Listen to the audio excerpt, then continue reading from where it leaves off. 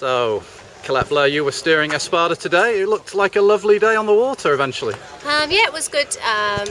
It was pretty gusty up and down in the pressure at the times, but it was quite gentle, so we like it when it's like that. So flat water, yeah, and about 10 knots of breeze. Is that good conditions for Espada? Espada likes any conditions, but yes, it's a good first day for the regatta. Get ourselves warmed up.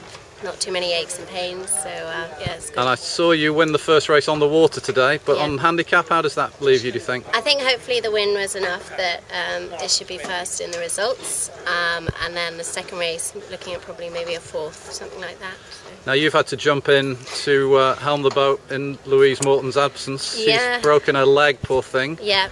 Any words for Louise? We miss her.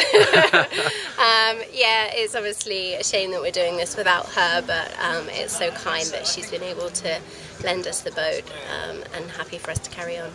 Tell us a little bit about the crew. Who have you got sailing with you? On our bow we've got Charlotte, who has sailed Espada with Louise for 4 or 5 years.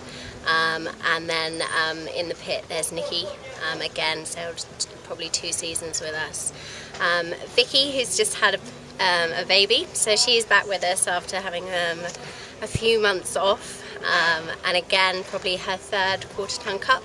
And then on main sheet we've got a guest appearance of Stuart Childerley, who's token girl for the week. Yeah, taken on it with the girls, and I think he's enjoyed it, though the conversation probably isn't the same as he's used to. And then I'm driving, and as our 6th we've got Annabelle Vose, who she's 16 and she won the 420 Worlds earlier this year. Wow, it's a star-studded ladies team, plus, yeah, plus a star-studded yeah, guy. Plus Stuart. Now just tell me a little bit about the quarter-ton cup from your point of view. Is this your first one, or have you done a few of these? This is my 3rd. Okay. And it is, I think, one of the greatest sort of yacht-based events. I came up through a dinghy environment, so to have 30 boats on a start line is actually a bit more what I'm used to, and I really enjoy that. And yes, everyone's a bit of different ratings, but you know, I think most of the fleet are within a minute, so it is just a good big fleet racing with the added complications that you get with a keel boat. So. Well, that's great, Colette. Congratulations on today. Hopefully that was a race win for you. Good luck for the rest of the regatta. Thank you. So, Dmitry Borodin, you've come over from Russia and you're sailing your beautiful boat Bullet. When did you arrive here? We arrived on the Friday, and 2 days were training in this area. And today it's the first racing day for us, and the first time in England, in the Coutts also. It's very interesting racing. I see more interesting yachts in the quarter-ton. It's a more interesting project, and I hope next day will be good weather, good wind and good racing, because it's a very interesting championship. It's the first Russia crew which will arrive here, and I hope next year they will arrive also. And you're having fun? Yeah. Yeah. It's this just yesterday evening we are going to Coutts, and it's how I understand it's a yacht center in England, and we look more interesting places, interesting shops, and I hope what in Russia will be after more 5-10 years we will have center, very will good center, yacht center, and because for me I study here, it's very good information for me. I look, it's a new yachts, new projects, and maybe they will arrive on the next years in our boats, and more Russian boats. Yeah, more Russian boats. Yeah. Dmitry, it's fantastic. Thank you for coming over. It's fantastic to have you here, and thanks for talking to us. Thank you very much. Yeah. Darren Marston from Coutts, defending champions here at this year's Quarter Ton Cup.